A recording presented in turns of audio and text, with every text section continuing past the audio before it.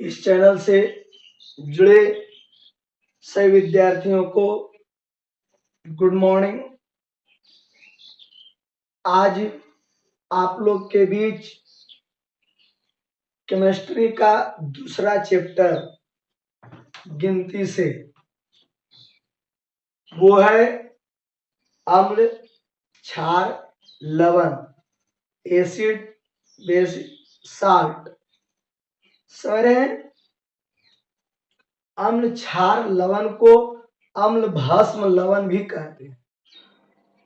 जो क्षार है भस्म के नाम से भी जाना जाता है। हम लोग इस चैप्टर के अंतर्गत मुख्य रूप से अम्ल की परिभाषा, अम्लों का उदाहरण, अम्लों के भौतिक गुण, अम्लों के रासायनिक गुण, अम्लों के वर्गीकरण, बंटवारा, कौन प्रबल अम्ल है, कौन दुर्बल अम्ल है, कौन तनु अम्ल है, कौन सांद्र अम्ल है, और अम्ल का उपयोग। तो अम्ल में इतना पढ़ना है। उसी प्रकार से क्षारक, क्षार का परिभाषा, उदाहरण, भौतिक गुण, रासायनिक गुण, इसके बाद उसका उपयोग, उसके बाद उसके प्रकार, प्रबल, दुर्बल, इसमें तनु और सांद्र नहीं होता है। इसके बाद अम्ल क्षार में अंतर, तब जाकर के लवण पढ़िएगा, लवण को बनाने की विधि पढ़िएगा और लवण का उपयोग पढ़िएगा। तो ये अम्ल, क्षार, लवण तीनों खत्म। इसके अलावे भी इसमें कुछ अलग से रासायनिक होगी, जैसे खाने वाला सोडा, धोने वाला सोडा, ब्लीचिंग पाउडर, ये सभी, प्लास्टर ऑफ पेरिस, साधारण नमक, इन सब चीजों के बारे में भी पढ़ना है। तो बहुत इंटरेस्टेड सब्जेक्ट है, चैप्टर है। रेगुलर रह करके इसको पढ़ना सही बच्चों के लिए जरूरी है। और इस चैप्टर में सारी बातों को पढ़ना है। अगला चैप्टर से जो मेटल नॉन मेटल चैप्टर है, धातु धातु चैप्टर जो है, उस चैप्टर से कुछ सिलेबस में कटा है। मैं बोल रहा हूं कि एक दिन आपको अलग से वीडियो बनाकर भेजेंगे, या कहिएगा तो लाइव दे देंगे। लाइव में होगा क्या, आप भी कुछ क्वेश्चन कर सकते हो। तो विद्यार्थी, ये मंगल या बुध को हम आपको, मंगल को बता देंगे कि किस दिन आपके साथ सिलेबस के बारे में लाइव आएंगे, और अच्छी तरह से आपको बताया जाएगा, सिलेबस को समझाया जाएगा। सिलेबस में परिवर्तन हुआ है 2020-21 के सेशन में, और 22 के बारे में तो मैं बता नहीं सकता हूं कि जो भी बात हो रही है, जानकारी है वो बिहार बोर्ड से। समझ रहे हैं बात को? तो आइए हम सब बात पढ़ाई पर करते हैं।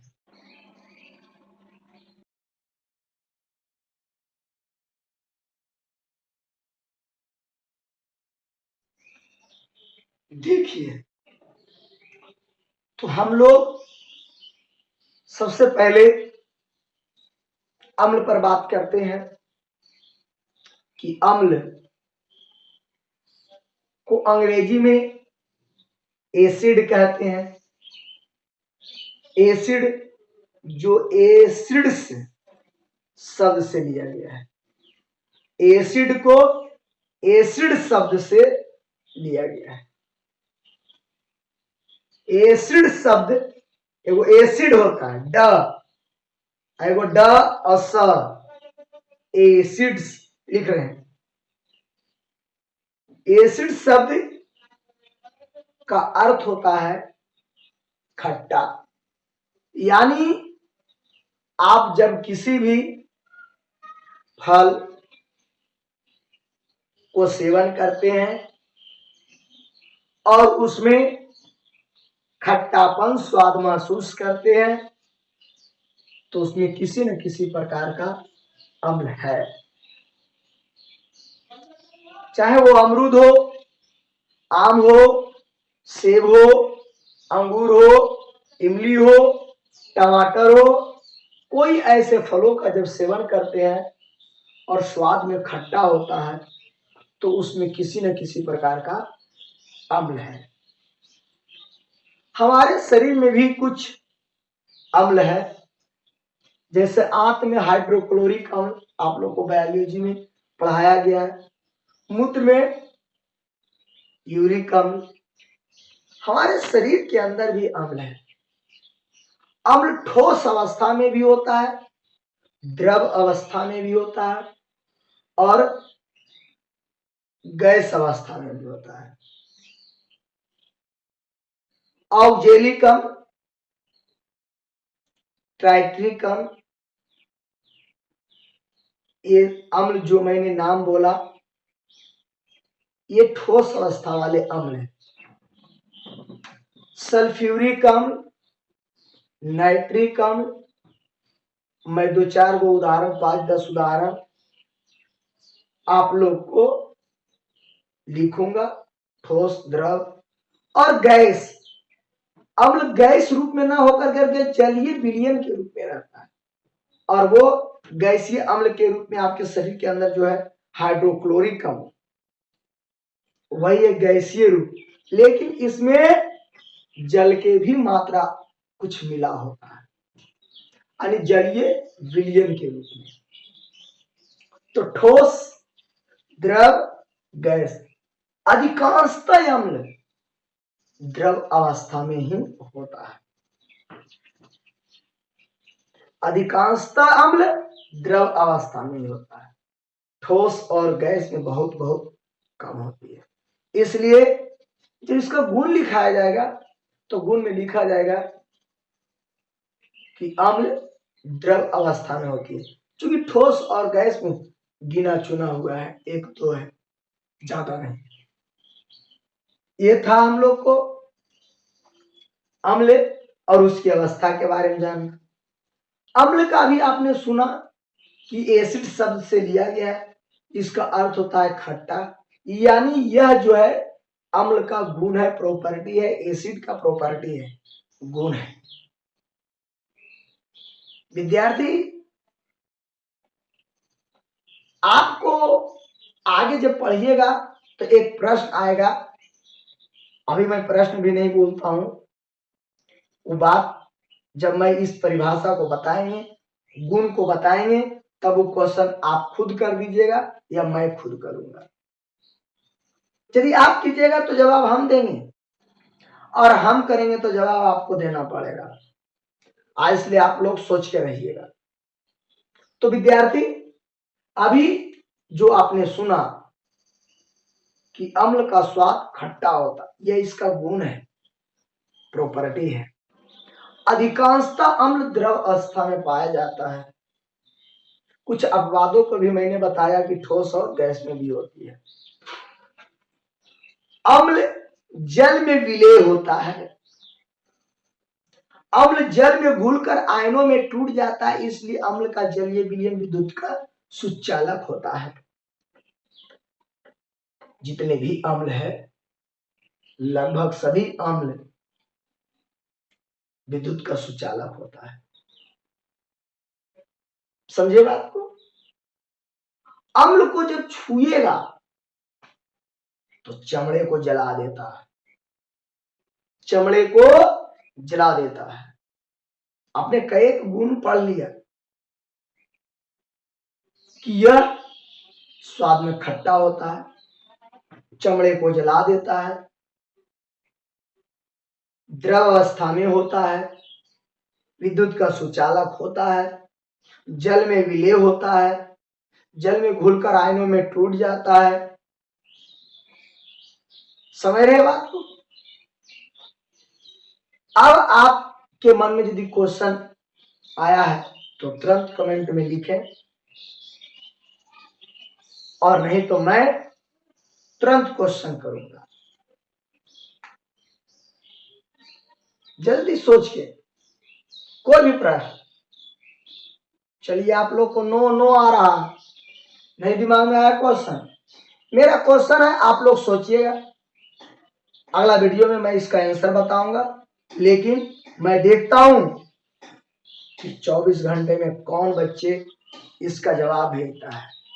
मैंने अभी बोला कि अम्ल जो है चमड़े को जला देता है, और मैंने अभी बोला कि हमारे शरीर के अंदर भी हाइड्रोक्लोरिक अम्ल है, फिर भी हमारे त्वचा के अंदर सॉरी हमारे शरीर के अंदर उन कोशिकाओं को क्यों नहीं जला पा रहा है जहां पर वो है। ऐसे अम्ल कहीं पर भी पड़ेगा तो जला देगा, लेकिन आपके शरीर के अंदर वो अम्ल है फिर भी क्यों नहीं जलाता है। आम खाते हैं, अमरूद खाते हैं, सब में अम्ल, अभी आपको मैंने बताया, खाया तो क्यों नहीं जला पाया, जला देना चाहिए ना।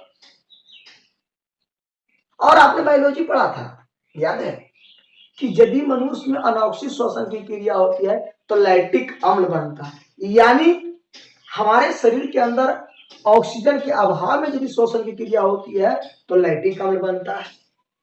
तो पूरे अमाशय को, आहार नली को जला करके समाप्त कर देना चाहिए, लेकिन नहीं। तो क्यों नहीं, समझे बात को, क्यों नहीं। क्वेश्चन क्या बना कि अम्ल चमड़े को जला देता है, और बहुत ऐसे अम्ल हैं जो फलों में पाया जाता है, बहुत ऐसे अम्ल है जो हमारे शरीर के अंदर है।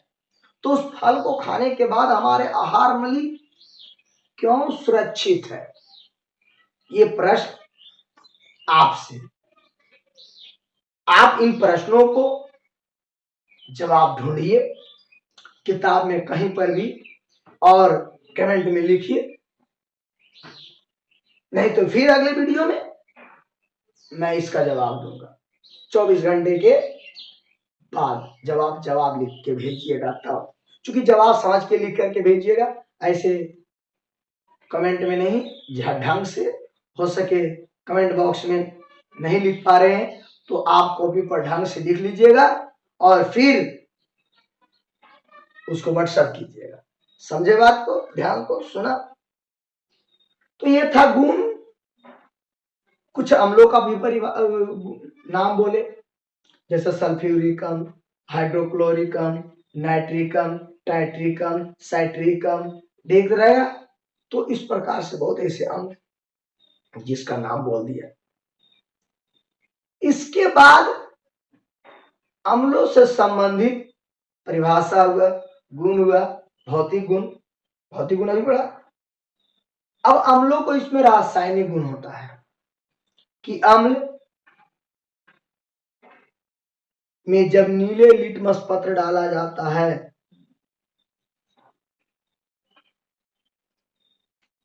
अम्ल नीले लिटमस पत्र को लाल कर देता है, परंतु लाल लिटमस पत्र पर इसका कोई प्रभाव नहीं होता है। ये केमिकल प्रभाव है, रासायनिक प्रभाव है, रासायनिक गुण है कि अम्ल में नीले लिटमस पत्र डालते हैं तो उसका रंग लाल हो जाता है, लेकिन लाल डालते हैं तो कोई प्रभाव नहीं पड़ता है। ये पहला गुण है। अम्ल के जलीय विलयन में जब पीएच मान ज्ञात करते हैं तो 7 से कम आता है, 7 से कम आता है। अम्ल धातु के साथ अभिक्रिया कर हाइड्रोजन गैस मुक्त करता है। अम्ल क्षार के साथ अभिक्रिया कर लवण और जल बनाता है। अम्ल अधात्विक ऑक्साइड के साथ, धात्विक ऑक्साइड क्षारीय, धात्विक ऑक्साइड क्षारीय, आपको पहला तत्वों के वर्गीकरण में भी ये रूल बताए थे। धात्विक ऑक्साइड क्षारीय होता है और अधात्विक ऑक्साइड अम्लीय होती है। तो यहां पर आपको धात्विक ऑक्साइड लेना पड़ेगा और अम्ल लेना पड़ेगा, और दोनों के साथ अभिक्रिया करेंगे तो वही चीज मिलेगा जो अम्ल और क्षार के साथ अभिक्रिया किया तो बना। और क्या बना? तो अम्ल और क्षार। सुन रहे बात को? ये सारा गुण आपको अम्ल का रासायनिक गुण है। इसके बाद अम्ल का उपयोग है सुनिए गौर से, अम्ल का उपयोग आप बाथरूम की सफाई करते हैं, घरों में हार्पिक करते हो, कोई एसिड है, एसिड अम्ल, इसका मतलब हो गया बाथरूम की सफाई में, रसोई के सफाई में, नहीं कता नीला बाथरूम के लिए और लाल, नीला और लाल का प्रचार आप टीवी पर देखते हैं, नीले कलर का डिब्बा और लाल कलर का डिब्बा, जहां पर टाइल्स मार्बल ग्रेनाइट इत्यादि पर दाग धब्बा लग गया है, आप एसिड से छुड़ा सकते हैं। तनु अम्ल को उपयोग हम लोग घरों में फ्रिज, कूलर, एसी पर किसी प्रकार से दाग धब्बा लग जाता है तो हम लोग क्लीनर का उपयोग करते हैं, उसमें भी तनु अम्ल होता है। मैं आगे आप लोग को तनु अम्ल और सांद्र अम्ल के बारे में बताएंगे, जिसमें अम्ल की मात्रा कम होती है। कोई विलयन है, पानी का ही विलयन है और उसमें अम्ल कम डाला गया है तो तनु विलयन कहलाएगा। उसका प्रभाव किसी वस्तु पर डालेंगे तो कम पड़ेगा। जो डायरेक्ट अम्ल डाल करके कर सकते थे, अब पानी में डालेंगे तो विलय हो जाएगा, उसका पावर कम जाएगा, वो तनु बन गया। तो बाथरूम की सफाई में, दाग धब्बे को छुड़ाने में, आभूषणों की सफाई में, जेवर वगैरह जब गंदा हो जाता है तो उसको सफाई करने में अम्ल का ही उपयोग किया जाता है। सेल बैटरी बनाने में, बैटरी में आप एसिड तेजाब डालते हैं, तेजाब वो भी अम्ल है। तो विद्यार्थी, बैटरियों को बनाने में सुना, दाग धब्बे को छुड़ाने में सुना, और आपने सुना बाथरूम की सफाई में, आभूषण की सफाई में, और कभी कभी कुछ अम्लों का उपयोग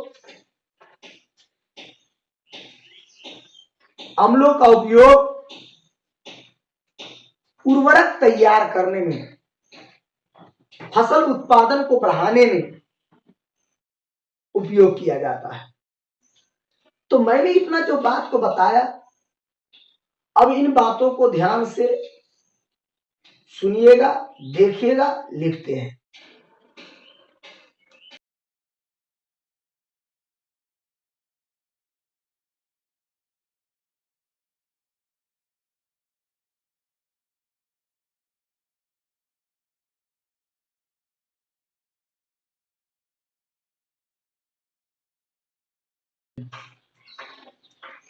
देखिए विद्यार्थी जी, आप लोग का एक्सरसाइज है 2, जिसको आप कहते हो अम्ल, क्षारक और लवण। अंग्रेजी में बोलते हैं acids, base, PASES, and salt. Acid, base and salt, इसको विद्यार्थी जी भस्म भी कहते हैं। क्या कहते हैं? भस्म। ये आप लोग को दूसरा एक्सरसाइज है ना। यहां पर हम लोग शुरू करेंगे वो कहां से?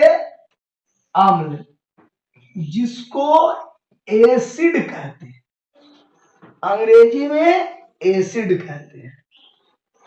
यानी अब हम इसको वर्णन करते हैं परिभाषा के रूप में, तो रास्ते से होते हुए परिभाषा निकालेंगे।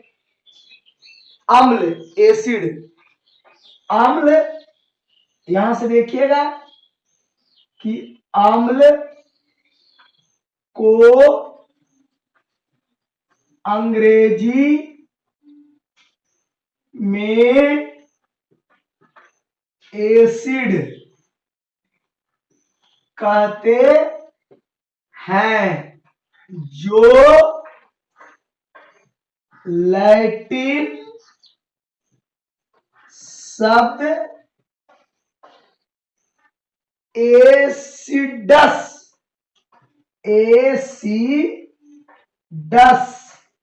से लिया गया है,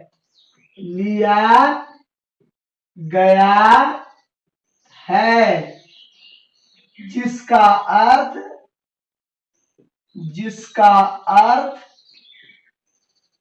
अर्थ खट्टा, मुंह में पानी आया, खट्टा होता है। यानी जिसको हम लोग अम्ल कहते हैं उसको अंग्रेजी में एसिड कहते हैं। इस एसिड शब्द लैटिन भाषा से लिया गया है। लैटिन भाषा में उसको एसिडस कहा जाता है, जिस एसिडस का अर्थ होता है खट्टा। अतः अम्ल वह, यहां से परिभाषा, अतः अम्ल वह पदार्थ है जिसका स्वाद खट्टा,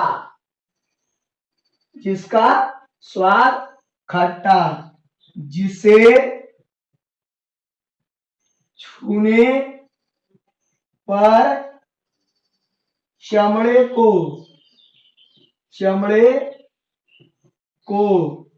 जला देता है। गुण के आधार पर परिभाषा दिया गया है ना।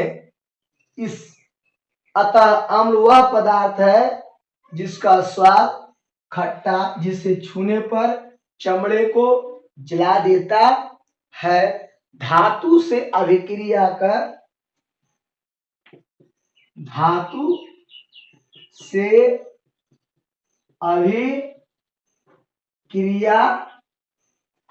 कर लवण, धातु से अभिक्रिया कर हाइड्रोजन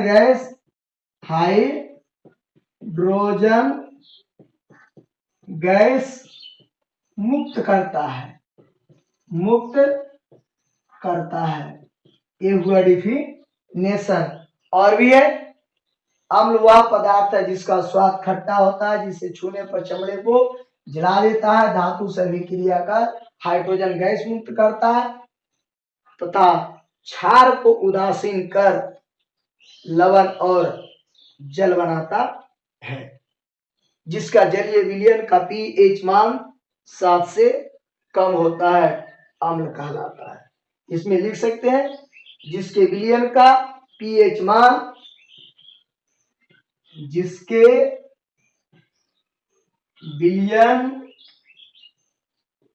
का पीएच मान, इसके बारे में बताएंगे। पीएच मान 7 से कम होता है, उसे अम्ल कहते हैं।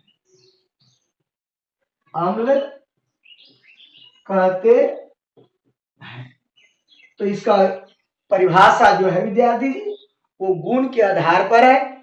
कुछ अम्ल का नाम लिखते हैं।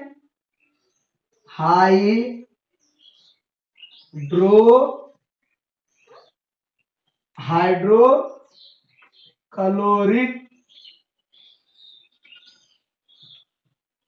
अम्ल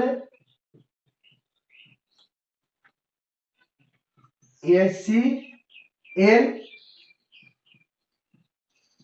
हाइड्रोब्रोमिक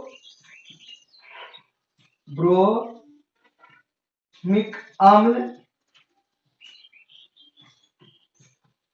HBr,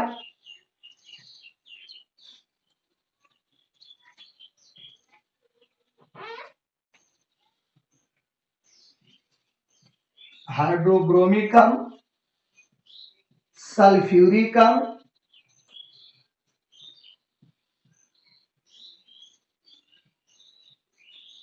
सल्फ्यूरिक अम्ल, गंध का अम्ल इसी को कहते हैं, H2SO4। और भी विद्यार्थी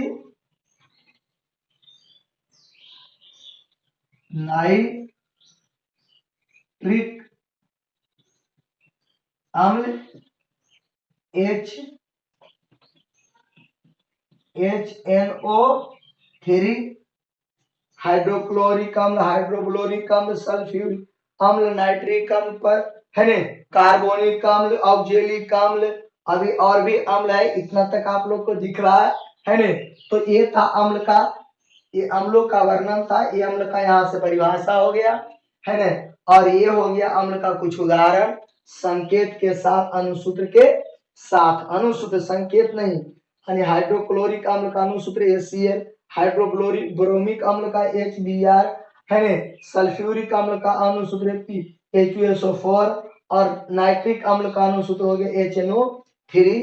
उसी प्रकार से विद्यार्थी परक्लोरिक अम्ल है, कार्बोनिक अम्ल है, ऑक्जेलिक अम्ल है, बहुत सारे अम्ल है, उनके अनुसूत्र भी होते हैं। यहाँ जगह कम है, तो इस प्रकार से ये आपने देखा अम्ल का परिभाषा। और अम्ल का एक और परिभाषा बनेगा कि अम्ल वह रासायनिक यौगिक है जिसमें H की उपस्थिति अनिवार्य होती है। समझ रहे विद्यार्थी, H की उपस्थिति अनिवार्य होती है। पहले वैज्ञानिकों का मानना था कि अम्ल वह पदार्थ है जिसमें SONP होता है, SONP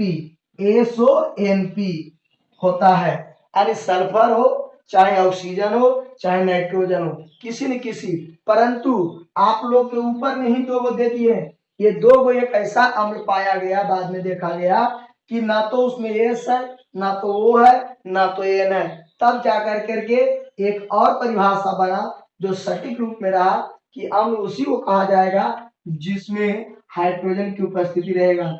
यानी अभी जितना भी आप लोग ये जूनियर क्लास में अम्ल से संबंधित बातों की जानकारी प्राप्त करेंगे, उसमें अम्ल के बारे में जब पढ़िएगा तो सभी में H की उपस्थिति रहेगा। तो आप लोग इसको गौर से 1 मिनट देख कर करके पढ़ लीजिए, मैं आगे टॉपिक लिखता हूं।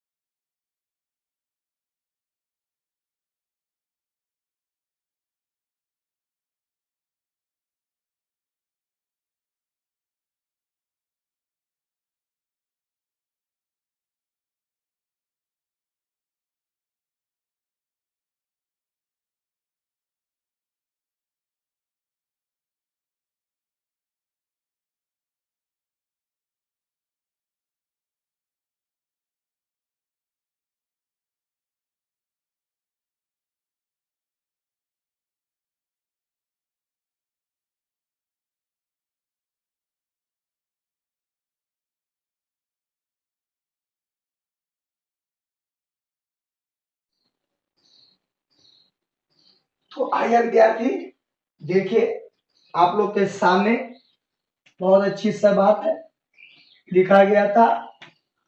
अब हम लोग थोड़ा और इसमें प्रवेश करते हैं। अभी आपने परिभाषा हुआ, कुछ जाने माने उदाहरण हुआ है न। अब देखिए अम्लों के परिभाषा के रूप में यह जो परिभाषा जिसे हम मिटा रहे हैं, यह अम्ल की जो परिभाषा था विद्यार्थी, वो इसके गुण के आधार पर था, भौतिक गुण और रासायनिक गुण के आधार पर था। आप याद रखिएगा, जब गुण लिखाएंगे तो इससे कुछ सेंटेंस को हम काट के वहां ले जाएंगे। आइए हम कुछ बात करते हैं। बात यह करते हैं कि अम्ल की परिभाषा से अभी आप लोग को बताए पीछे कि अम्ल वह यौगिक है जिसमें सल्फर, ऑक्सीजन, नाइट्रोजन, फास्फोरस ऐसे अधातु होते हैं। अनिवार्य है, ऐसा माना गया था। यह कथन सन 1787 में लेवोजियर नामक वैज्ञानिक ने दिया था।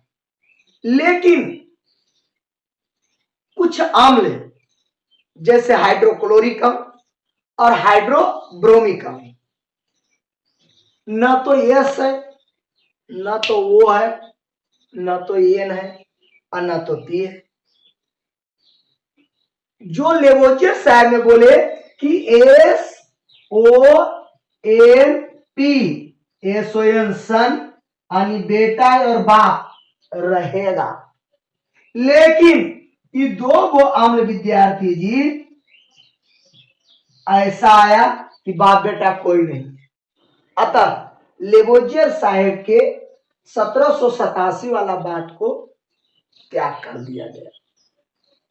क्या किया गया? त्याग किया गया। मैं इस बात को आपके सामने प्रिंट करता हूं। याद रखें बातों को कि 1787 में लेवोजियर LAVOISE लेवोजियर, इसी को हिंदी में लावाजे कहते हैं।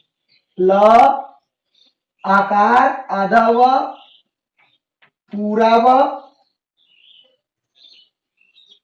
आकार आधा ज।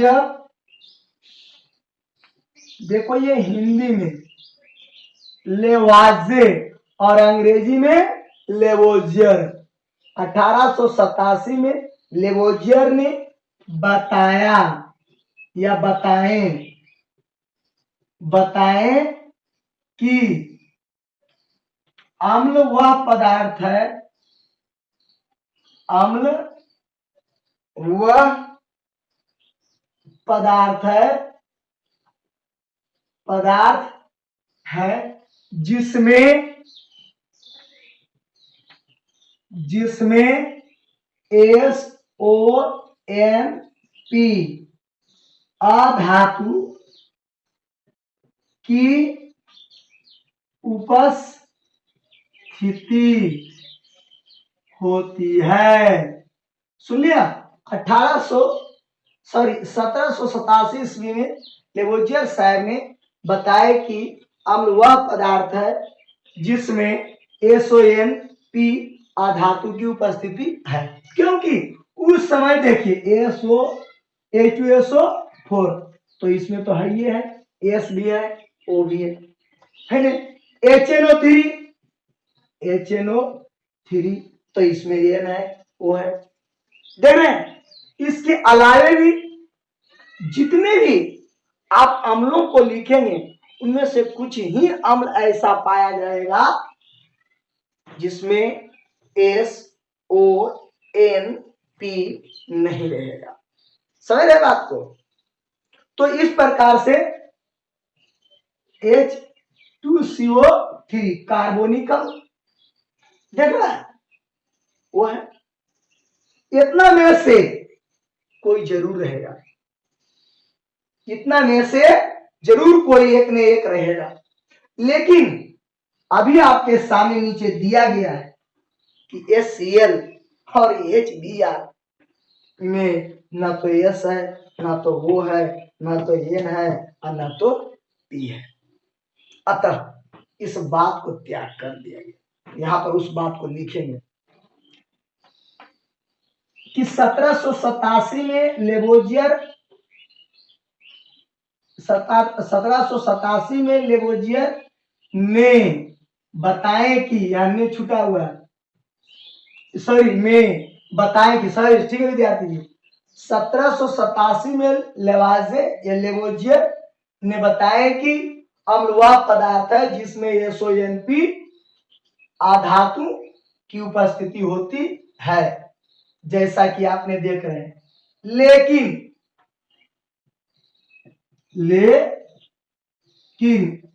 HCl और HBr में SONP नहीं है, इसलिए इसलिए यह परिभाषा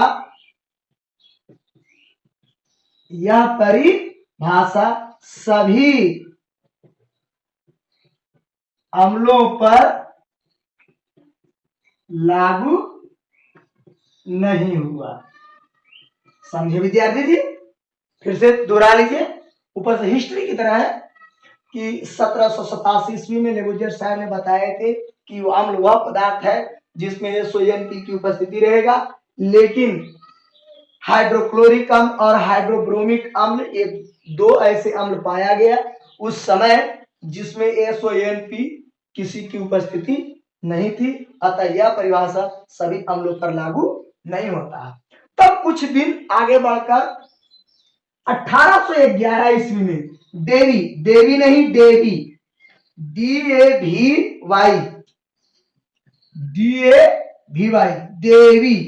देवी कब? 1811 में डेवी नामक वैज्ञानिक ने, ये तो बात त्याग हो गया, खत्म, इनका रोल आया चला गया। डेवी नामक वैज्ञानिक ने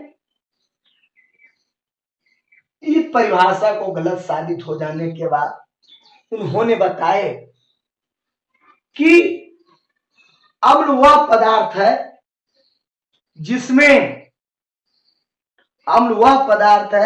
जिसमें हाइड्रोजन की उपस्थिति तो होती है, लेकिन उस समय, जिस समय इन्होंने 1811 में इनके बातों को गलत हो जाने के बावजूद लिख रहे थे, तब उस समय डेवी साहब का कोई मददगार, सत्यापन के लिए कोई वैज्ञानिक ने समर्थन नहीं किया, अर्थात उनके बातों को कोई 1816 में, 11 के बाद 1816 में, इतना दिन तक डेवी साहब ने इंतजार किए कि मेरी परिभाषा को कोई सत्यापित करे, सहयोग करे, मदद कर आगे बढ़ाए, लेकिन इनकी परिभाषा का ना तो कोई मदद किए कि अम्ल वह पदार्थ है जिसमें हाइड्रोजन की उपस्थिति होती है। इन्होंने सिर्फ इतना ही बोला, और अभी मैं आपके सामने जितना भी अम्ल लिखूंगा सभी अम्लों में हाइड्रोजन की उपस्थिति होगा, लेकिन इनके बातों को कोई समर्थन करने वाला नहीं है।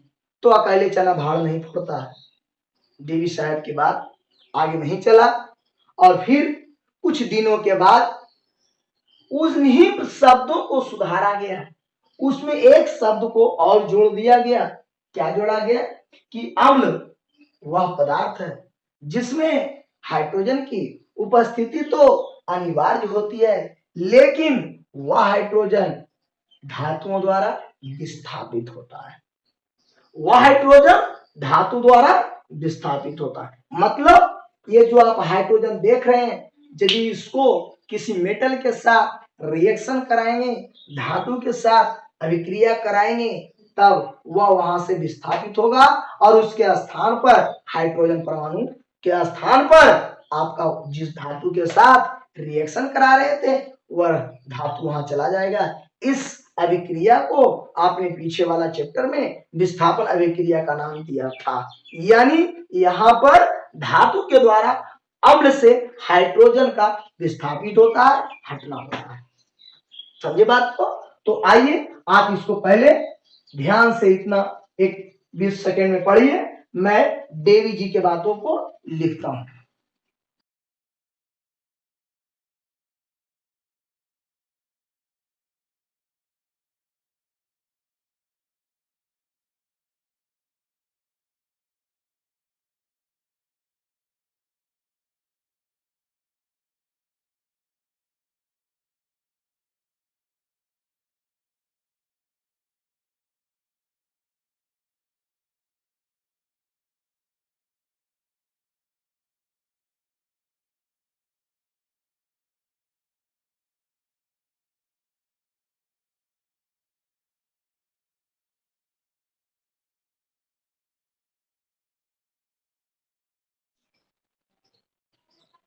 देखिए विद्यार्थी, आपने देखा 1787 में लेवोजियर, देखो छुटा हुआ है आर, ध्यान दीजिए विद्यार्थी ये सब चीजों को। लेवोजियर यानी इसको लेवोजियर पढ़ते हैं, ये लेवाजियर पढ़ते हैं हिंदी में, है नहीं। बताए कि अम्ल के बारे में। अब देखिए इसको हम मिटा रहे हैं, आप ध्यान दीजिएगा। डेवी साहब की बातों को लिखते हैं। डेवी साहब का बात बेचारा का थोड़ा सा में रह गया, है नहीं। इसके बाद लिविंग नामक वैज्ञानिक ने उनके बातों में थोड़ा सा जोड़ा और परिभाषा बना दी। देखिए ये सब बात को ध्यान से याद रखिएगा कि 1811 में डेवी नामक वैज्ञानिक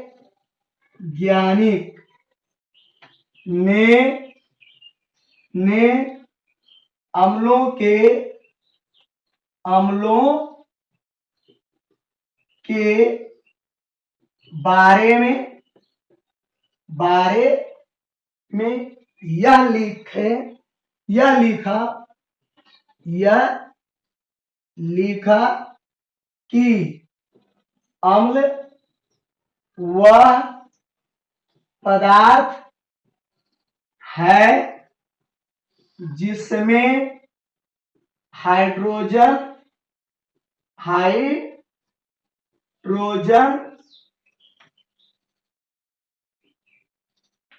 की उपस्थिति होती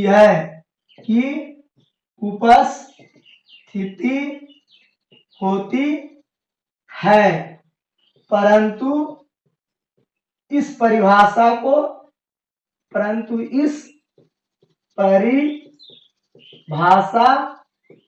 को 1816 तक कोई समर्थन नहीं हुआ। देखिए विद्यार्थी जी, सेंटेंस कहीं पे सन 1811 में डेवी नामक वैज्ञानिक ने अम्लों के बारे में यह लिखा कि अम्ल वह पदार्थ है जिसमें हाइड्रोजन की उपस्थिति होती है, परंतु हाँ उन्होंने बताया कि हाइड्रोजन की उपस्थिति होती है, परंतु इस परिभाषा के बारे में 11 से लेकर के 16 तक किसी ने, या स्वयं भी डेवी साहब अपने भी, चूंकि बहुत ऐसी चीज होती है विद्यार्थी जो अपने तो करते हैं लेकिन दिखता है कभी कभी नहीं।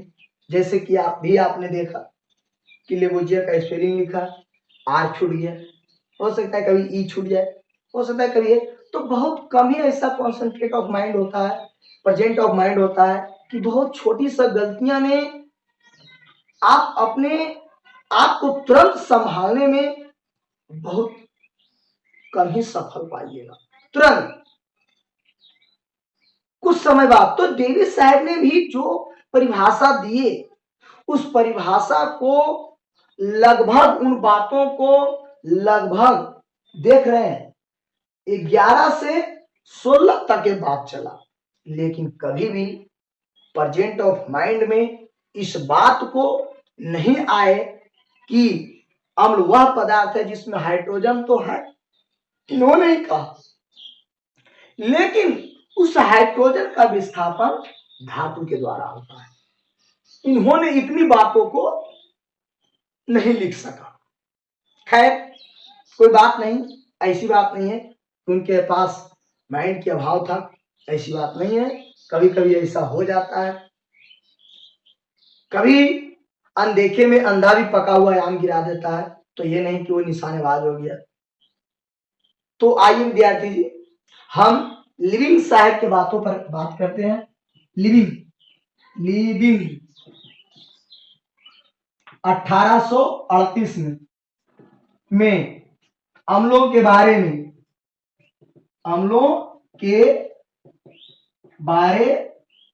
में उन्हीं के बातों को थोड़ा सा जोड़ दिए, बारे में यह लिखा या दिए, यह लिखा या दिए, जो भी लिखें, ऐसे लिखे बहुत अच्छा लगता है, लिखें कि अम्ल वह पदार्थ है, अम्ल वह पदार्थ है जिसमें हाइड्रोजन की उपस्थिति अनिवार्य होती है तथा वह हाइड्रोजन धातु द्वारा विस्थापित होता है,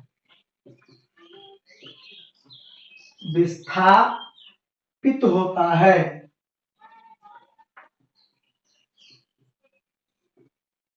विस्थापित होता है, समझ गए विद्यार्थी। यानी हाइड्रोजन के बारे में उन्होंने भी लिखा हाइड्रोजन है, परंतु उस हाइड्रोजन को क्या करना है, कैसे करना है, इसके बारे में उन्होंने नहीं दिया। थोड़ा सा बात को इन्होंने बढ़ा दिया।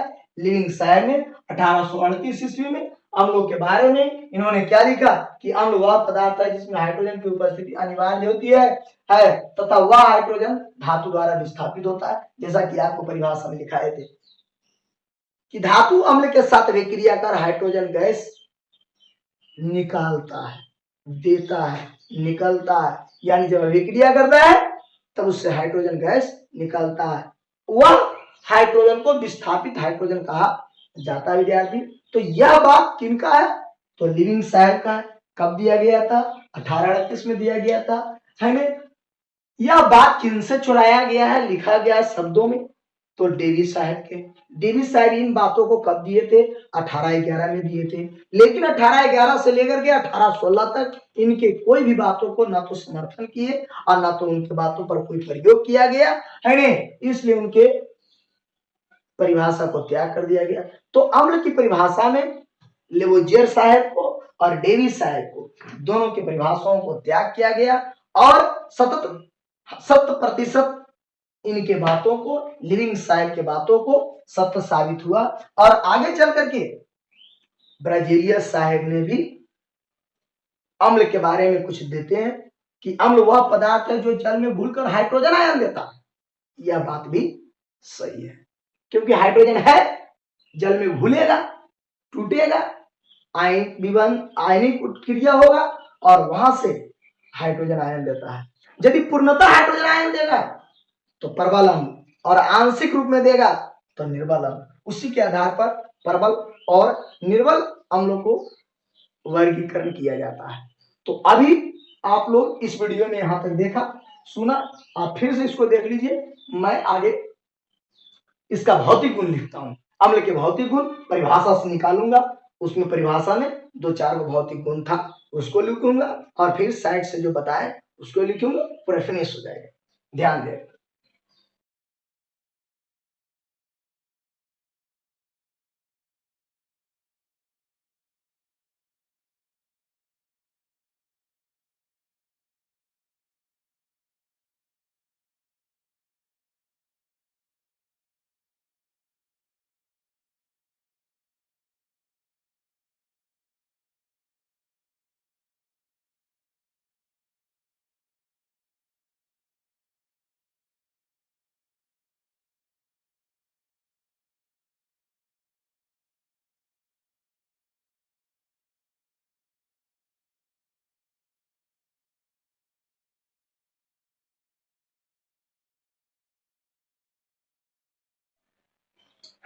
देखिए विद्यार्थी, हो गया।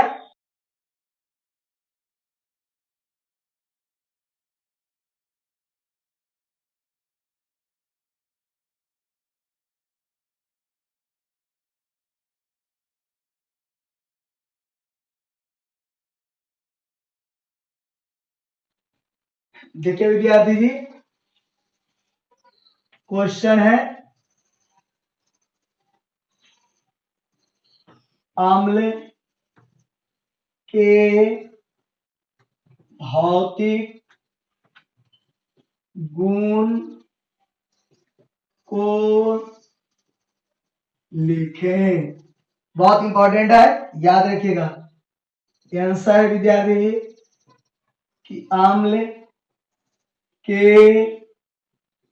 भौतिक गुण निम्नलिखित है। पहला, अम्ल स्वाद में खट्टा होता है। अम्ल स्वाद में खट्टा होता है, डिफिनेशन में बताया गया। दूसरा, अम्ल को छूने पर चमड़े को जला देता है। और तीसरा आप लिखिएगा विद्यार्थी, अम्ल का विलयन, अम्ल विद्युत का सुचालक होता है। डायरेक्ट लिखो, क्योंकि विलयन लिखिएगा तो फिर अम्ल विद्युत का सुचालक होता है। और चौथा है, अम्ल विषैले या तीव्र जलन होता है। अधिकांशतः, सभी नहीं, विषैले होते हैं। पांचवा भी लिख दीजिए, अम्ल द्रव अवस्था में हो, ठोस द्रव, गैस, गैस बहुत कम, ठोस कम, सबसे अधिक द्रव। अम्ल तीनों लिख देते हैं, अम्ल, ठोस, द्रव और गैसीय अवस्था में होता है। मैं यहाँ पर छोटा छोटा उदाहरण दे देता हूं कि जो औद्योगिक अम्ल है वो ठोस है। सल्फ्यूरिक, बहुत कम उदाहरण दे रहे हैं, सल्फ्यूरिक अम्ल है जो लिक्विड है। और हाइड्रोक्लोरिक अम्ल जो है, हाइड्रोक्लोरिक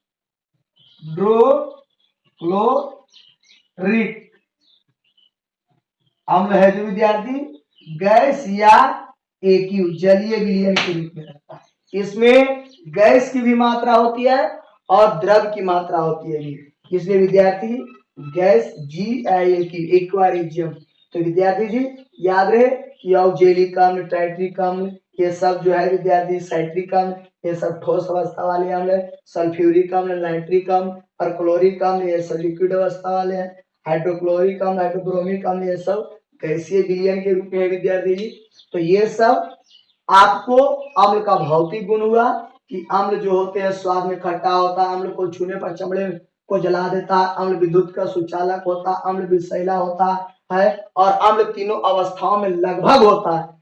गैस में बहुत बहुत कम, गैस में बहुत बहुत कम, अधिकांशतः द्रव होता है, तब ठोस होता है और बहुत कम मात्रा में द्रव होता है। इसलिए मैंने यहाँ पर लिख भी दिया हूँ कि यदि ऐसा आपको कंफ्यूजन हो कि सर ठोस अवस्था वाला लिखिए, तो यस मतलब सुमन सर नहीं, यस मतलब सॉलिड, ठोस अवस्था है, लिक्विड है, गैसियस स्टेट है। तो ये विद्यार्थी जी आपके सामने इसका गुण लिखा गया है।